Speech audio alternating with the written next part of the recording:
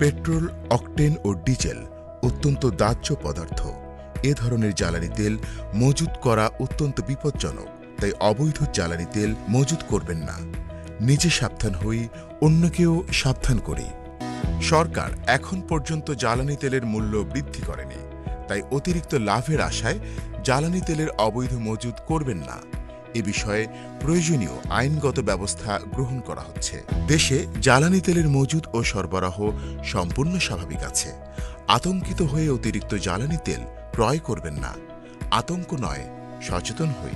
জ্বালানি তেলের অবৈধ মজুদের বিরুদ্ধে আইনগত ব্যবস্থা গ্রহণ করা হচ্ছে।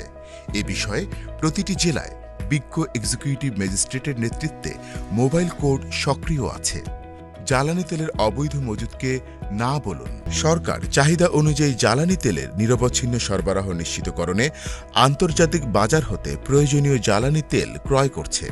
তাই জ্বালানি তেলের সরবরাহ ঘাটতির কোনো সম্ভাবনা নেই। আতঙ্ক নয়, সচেতন হই। জ্বালানি ও খনিজ সম্পদ বিভাগ।